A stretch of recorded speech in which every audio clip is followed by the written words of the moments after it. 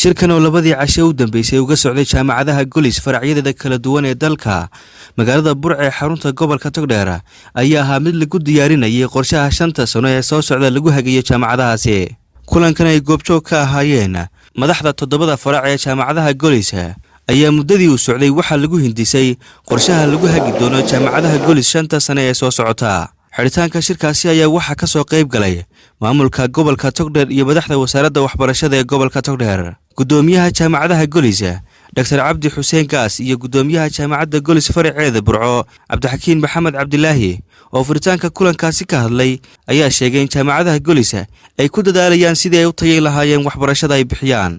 maanta waxaan ku soo gabagaboobay in loo qorsheeyo loona fikiro bahda Golis arday shaqaale iyo cid walba oo ku xiran iyo waalidiintoodaba in loo khidadeeyo 5 sano ee soo socota qorshihii jaamacadda Golis ay ku socon lahayd. shirkiinan maanta waxa uu ka turjumaya tayada iyo garashada iyo quality iyo qiimaha ay jaamacadda Golis leedahay.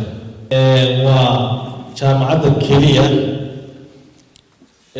inta badan strategic plan-keeda iyo waxay ku socon lahayd iyo qorshaheeduba u qoray oo cid kasta u soo gasha ama u timaada ama la kulanta ay garan karto jaamacaddu halkay u socoto iyo halkay ka timid.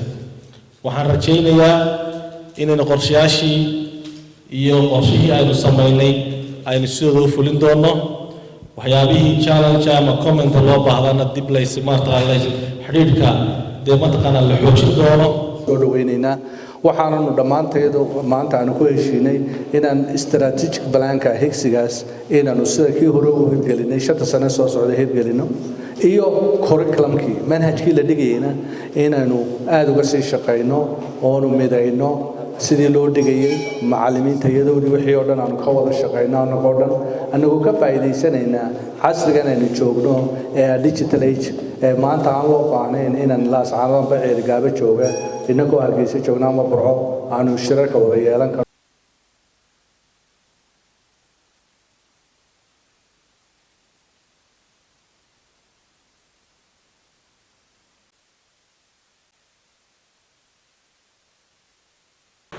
عبد الرزاق طاهر سوق كسرة بيت الرئيس.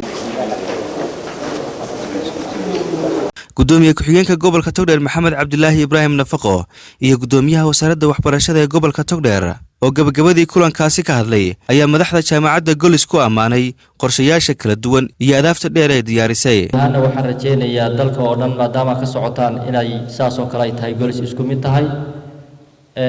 aad baan ugu faraxsanahay inaad kala soo qayb galo qorshaha aad samaysateen ee 5 sano ee soo socdo aad ku maareynaysaan jaamacadda Golis. waana loo baahan yahay wax kasta inay qorshe iyo hadaf iyo ujeeddo ay leeyihiin. aad iyo aad baan idinku mahadcelinayaa mar labaadkana waan idin soo dhaweynayaa madaxda ka socota dalka ee jaamacadda Golis. aad iyo aad baan ugu faraxsanahay in lagu qabto maanta gobolka Togdheer qorshe hawleed 5 sanadood ah in 2 cisho halka loo fadhiyay lagu dajiyay maxaan raadayay qorshe hawleedkii 5 sano ilaa 25 ilaa 21 ilaa 25 ka in halka lagu dajiyay aad iyo aad baan ugu hambalyeynaya. waa arrin qiimo leh, waa arrin muujinaysa horumarka iyo kobaca aqooneed ee jaamacadda ay ku tallaabsatay.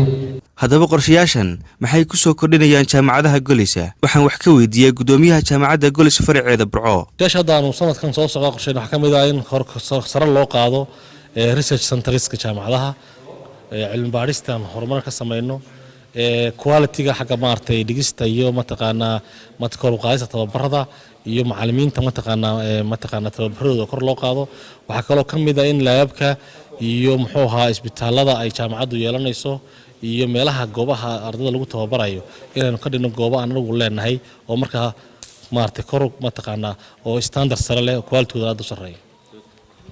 kulanay in ka badan 7 jaamacadood oo Golis University oo ka dhisan gobolada dalka halkan isugu yimi marka laga yimaado isbarashada iyo isdhexgalka iyo intan waxa jira faa'iidooyin kale oo kulamada noocan ku dhex jira marka maxaad oran kartaa kulamada noocan waa laga dhaxli karaa hadii ay sii socdaan waxa laga dhaxli karayaa midnimo waayo gobolada inay midoobaan oo gobol kastaaba waxa laga dareemayaa in maanta goboladii Soomaaliya halkan ay joogeen kala fikradaha leeyahay kala aragtiba leeyahay waxyaabaha ay kordhinayso waxa kamid ah jaamacadu ay muujisay in gobolada Soomaaliland bariga galbeedba ay maanta midaysan yihiin oo ay isku manhaj ku shaqeynayaan ardaydii si loogu wada shaqeynayo marka waxa muuqata in jaamacadan ay noqonayso State University rasmiga ah ee Soomaaliland yeelan lahayd Shaafici Maxamed Ibrahim telefishinka caalamiga ee Somali Cable magaalada Burco ee xarunta gobolka Togdheer